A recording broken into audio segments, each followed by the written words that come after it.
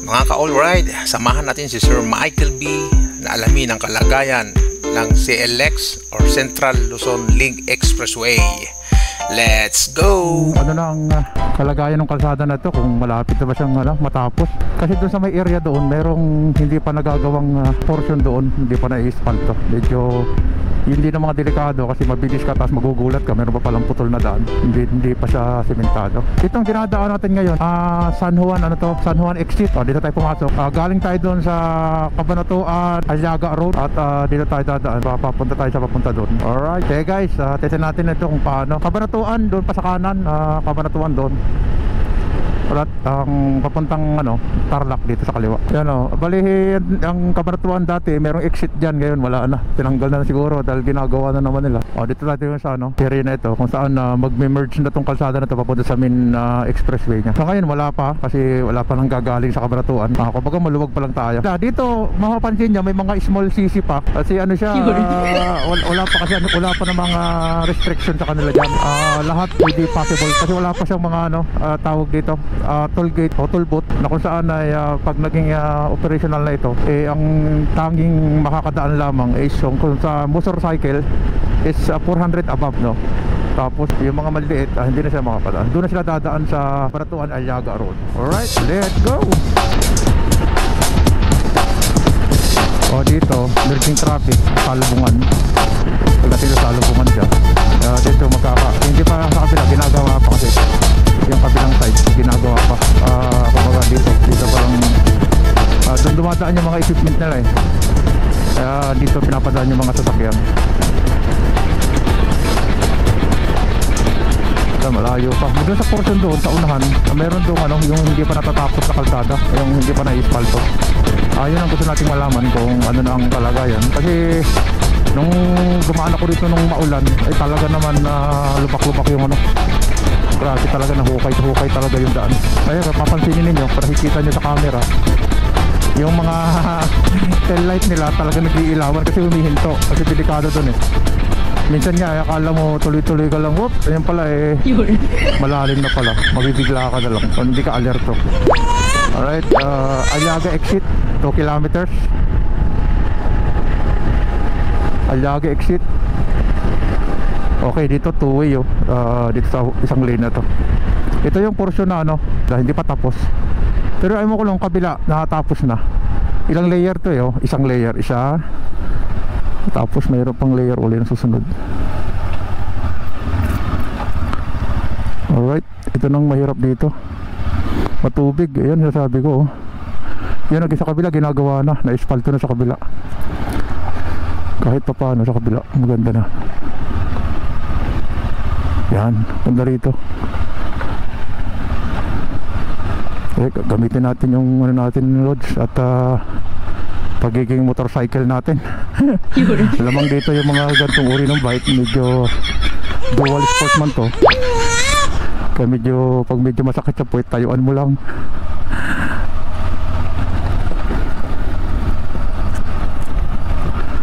Alright, nakikita nyo sa camera. Buti nga hindi na masyadong malalim. Nakaramdaman ako rito, talagang napakalalim. Siguro tinambakan nila nung nakaraan kasi umulan na naman. Kaya alam mo naman pag may tubig, nakakalikha talaga ng mga lubak-lubak yan. Nahuhukay ng tubig doon sa kadadaan. Yan, malapit na matapos ilang layer na yan, ilang layer din yung ginagamit. Parang 3 layer yata ang asfalto nila. Kapal parang trash na kapal yung isang layer na naman nila. Siguro pagkatapos nito ito siguro ano na to.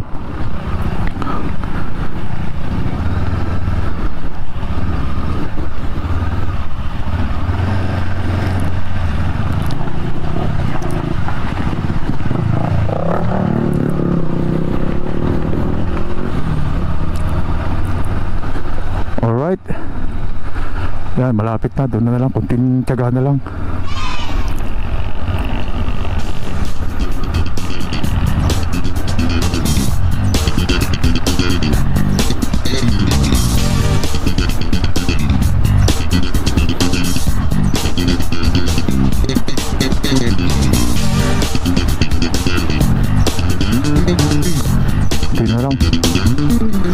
Yan guys, ganun ganun kahaba yung lubak. Hindi ko pinutol para makita nyo. Alright, ito na kapal oh. Ang Tarlac City 18 km. Alright, let's go.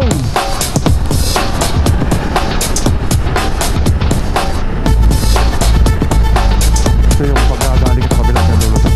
Dito sa kabila, yun sa kabila na naman sila. Exit 500. Tayo, diretso tayo.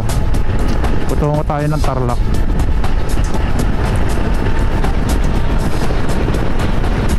Alright, Aliaga exit. Yan, Aliaga.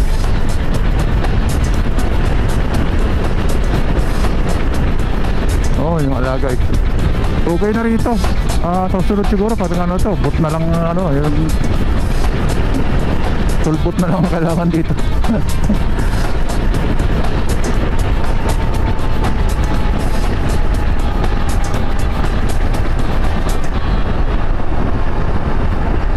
Alright, gaya nyan, merging traffic tapos maghihiwalay na naman, two-way traffic ahead. Ano nya, sasama na naman dito. Kasi dyan na i-exit yung papunta ng ano, Aliaga.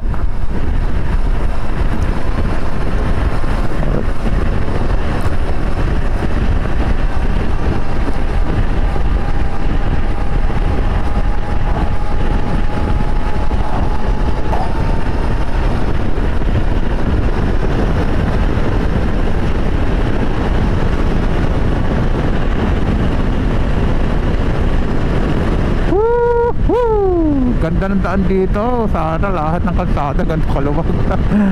Ay, sarap.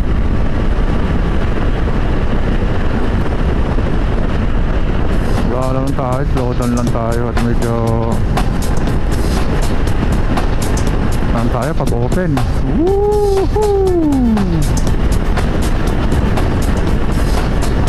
Dito ngayon tayo sa overpass ng papunta ng Saragosa. Yan, sa kaliwa, Saragosa doon sa kaliwa. Malapit na rin, no? Pag nagawa ng tulay, dali naman magtambak eh. Nagdadahan-dahan na rin siya tatambak-tambak eh. Alam nyo naman, parang tatambak na ganito, hindi madalian. Alright, ano tayo sa ano? Ito yung kanyang exit. Saragosa exit, ano?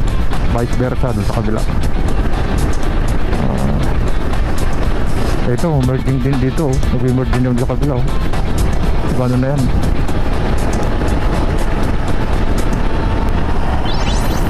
Naka-hilux. Ay, sana all. Sana all. Naka-hilux.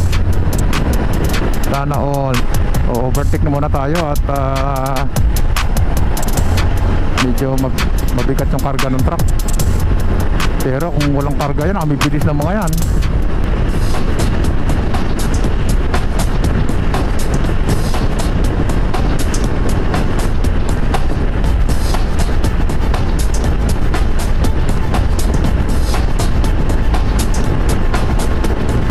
Ganda ng tulay. Yung tulay ng ano, CLX. Meron siyang CLX. Meron siyang ano, tulay. Haba nito.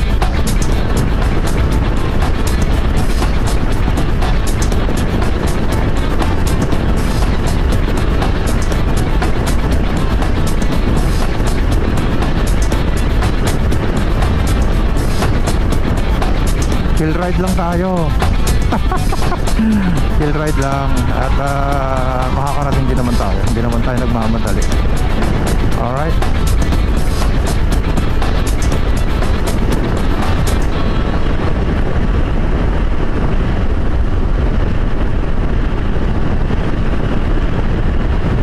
Alright. End na ng tulay. The time now is alas 5:41 na ng hapon. Dito lang tayo sa slow lane at hintayin lang natin tumikit sa daan. Sarap naman, dahan-dahan. Sarap lang. Maganda siya, no? Itong aking ginagamit, mga kasama, yung ngayon lang nakapag ano lang, ano, yung ngayon lang bago sa aking channel. Ang pangalan niya sa papel is DS525X ng Boats. Sa handling niya, noong nakaraan natatapos ang namin ng North Loop. Mahaba-haba ang biyahe. Talagang maganda talaga itong upright position talaga niya. Adventure bike talaga. Pag napapagod na yung kamay mo, ganun-ganun mo lang ng konti. Likod mo, liyad-liyad mo ng paganyan. Saka yung hatak niya, yung power niya malakas. Kaya natin nasanay ka sa mga 1,000 up na cc, ay talaga namang iba naman yung performance no, siyempre. Pero kasi nakasiguro ka ng 500, okay na siya. Hindi naman ako kaskaserong tao tayo naman ano lang naman tayo yung makarating natin sa paruroonan, at the same time makadaan tayo sa expressway legal, wala tayong magang problema. Ayan, Tarlac 700 Tarlac City, kasi Tarlac City tayo. Mauna tayong i-exit 500 Tarlac City, kakanan na tayo kaagad. Yung S6 ang kung nakikita nyo, pinakakaliwa siya. Yan, S6 kaliwa. Yung Teplex nasa gitna, Tarlac City, bago tayong kakanan. Yan, alright, Tarlac City. Pwede naman pumasok dyan sa STX. Lalabas ka ng Concepcion, pero lalayo ko na. Tarlac City kanan, Lapas kaliwa.